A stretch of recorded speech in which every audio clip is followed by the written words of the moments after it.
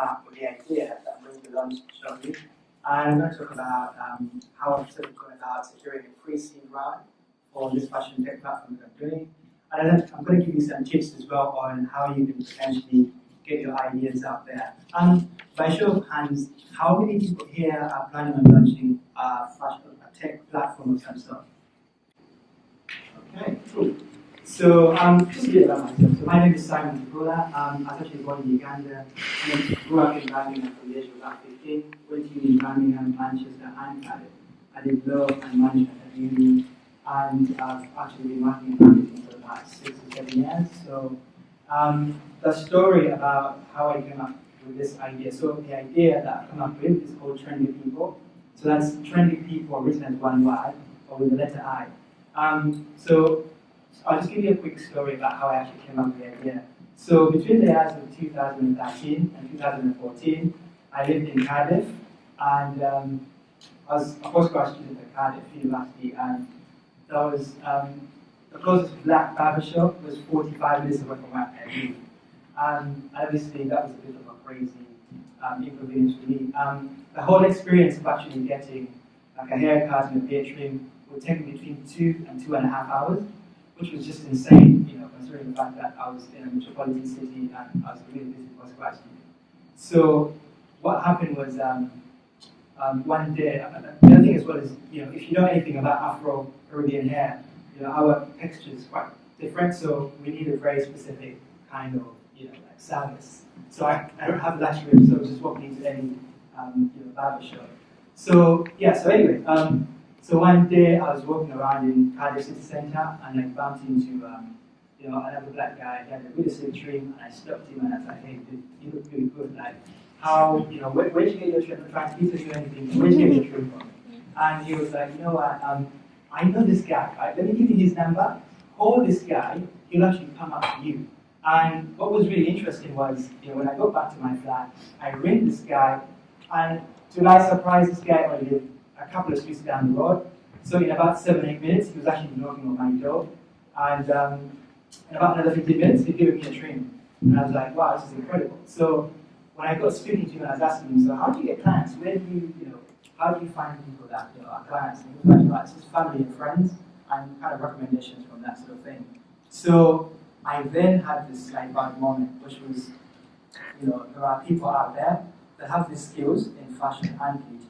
So on the fashion side, you have personal stylists, you have personal shoppers, you have dressmakers, tailors, seamstresses, and on the beauty side, you have people that do hair, nails, and makeup.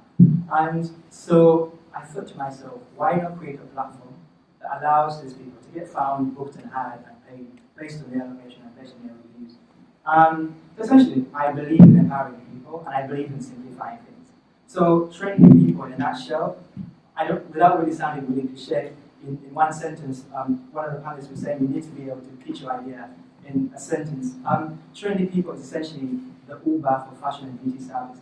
So it's an on-demand app for mobile fashion and beauty freelancers that come to you, and we'll be launching shortly. So that is essentially the idea. That's how I came up with it. And one of the things I've learned about the whole process of raising money from a tech perspective is it's incredibly difficult when you don't have. So there's 3 things, first of all. If you're trying to raise money for a tech platform, you need no angel investor is going to bat an eye, and no VC fund is really going to look at you. So there's 3 specific things they look for in order for them to sort of give you any sort of attention. The first is you need to have a defensible idea.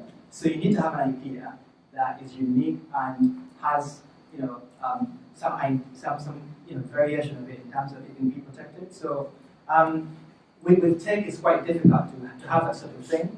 But for those of you that have, by show of hands, how many of you have heard of the business model canvas?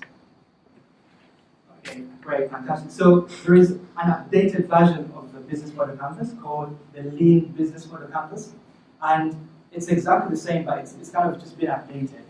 The thing I love about the Lean Business Model Canvas, for those of you that don't know, you can look this up, is if you have an idea and you have to write a business plan, your traditional mainstream business plan is completely flawed because it does not, it doesn't really cover what, it's literally a fictional piece of writing and it doesn't cover what, a startup has to go through. So a lean business model canvas is a one-page diagram. It's a framework that allows you to quickly put the meat on the bones of your idea. It quickly allows you to quickly figure out, what your idea is really about and if it has legs. And on that framework, there's a box on there that is called having an unfair advantage.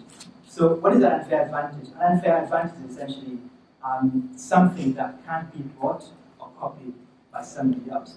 So if you have an idea, you've got to really think about what do I have that can't be bought and can't be copied by somebody else. Some examples of that, if you've got some sort of legal protection, that'd be great. If you have a trademark, a patent, that is something that can't be bought or copied by somebody else. And as well, if you've got an incredible team, a multi-skilled team, so the ladies over here were saying that they have 25 years in between, of experience. So that is incredible. So if you have a multi-skilled international team, again, that is something that can be bought or copied. The other thing as well is if you have an exclusive relationship with a supplier or a customer or a client, for example, if Boots has decided they're going to supply your product, or say we're the only ones going to supply your product, that is an unfair advantage. That is something only you have and nobody else has. The other thing as well you perhaps look at is if you have a massive following online, so if you have 2 million people following you online, you already have an audience, or if you have a friend like David Baker, man, he's got a massive following and he's willing to promote you, that's an unfair advantage. That's something only you have. So in tech, investors look for an unfair advantage. You've got to have a defensible idea, and it has to be something that nobody else can copy. The other thing investors look for as well is you have to have a team. Literally, it's incredible. It's incredibly difficult to build tech platforms. So again, if you have a team of multi-skilled people, it will do wonders for you as well.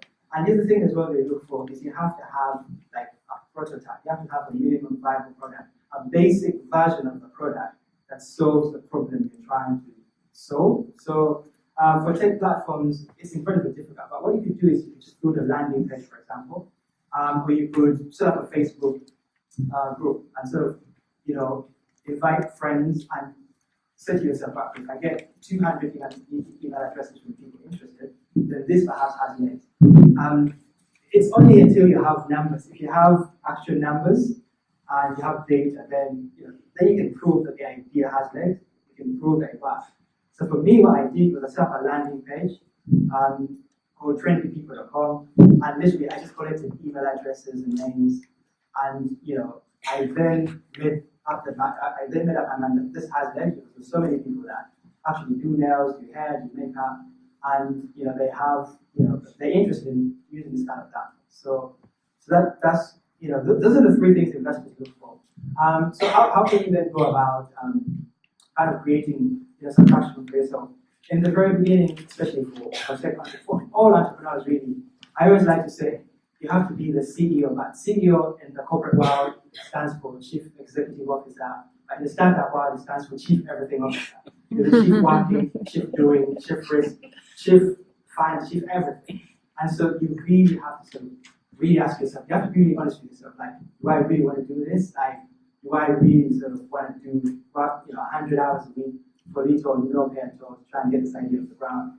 And one thing I've been doing that has really helped me, that kind of helped me get this pre-seed funding was I do a lot of networking. So the two things that I would really say, so building relationships is incredibly important, and storytelling. So what do I mean by building relationships? So I read an interesting piece of research that said that 80% of business transactions are based on relationships, and only 20% are based on mechanics. So essentially what that means is that 8 out of 10 times, people do business with people that they know, like, or trust, or they do business with people based on a recommendation of someone they know, like, or trust. So it's incredibly important for you as a first-time entrepreneur to go out there networking and meeting people and literally building those deep and meaningful relationships. That's something you really have to do. And for someone that's really introverted, I had to come out of my shell. You really have to just kind of put yourself out there. There's a really good book that I read called How to Win Friends and Influence People. It sounds really cheesy, but it's a very, very good book. If you want to learn how to build relationships with people, learn how to influence people, How to Win Friends and Influence People by Dale Carnegie. It always comes up on Amazon. It's an incredible book. I'll give you some ideas on how to do that. So yeah, build deep and meaningful relationships with people. Go out networking. So I relocated from Manchester last year. I moved down to London simply because I wanted to meet people. In London, fashion capital, tech, finance, so I had to be there. And the other thing as well is in terms of getting yourself out there, like storytelling is absolutely crucial. It's incredibly important. So it's been scientifically proven that storytelling is the most naturally intuitive way for us as human beings to digest and process information. So people remember stories more than they remember anything else. If you think about the last holiday you went to, or if you think about those that are Christians, think about the way Jesus used to answer questions. He used to tell stories because it's incredibly important. So what I really recommend is for you to tell your own story. What I've been doing over the past 5-6 weeks is I've actually started a vlog. Like I'm documenting highs and lows of my personal startup journey. So I film this sort of experiences where I go to meetings, I meet people, and it's incredibly, the kind of exposure we've got from that because, when you put something up on Facebook, former classmates or, former employees or kind of workmates kind of get in touch like, hey, I know this person might be, or I know this person might need help. So if you can figure out a way of telling your own stories in social media, that'd be incredibly important as well. So yeah, I mean, that's where I am. So if you sort of want to have a chat, come up to me later. So I have a personal blog. My name is Simon Tefula, and you can just Google me. And if you look up trendy people, so trendy people spelled with letter I, trendy spelled with letter I as one word, and you can essentially find out more about it. So we're looking for people that, like you guys, I believe, that have a really cool, trendy, and have some skills in fashion and beauty space. And we can find you clients, and we can help. But I'd love to meet some of you more. I'd love to get to know what you guys are up to, and if I can help, I'll be quite happy to sort of help later on. So thank you very much for your time.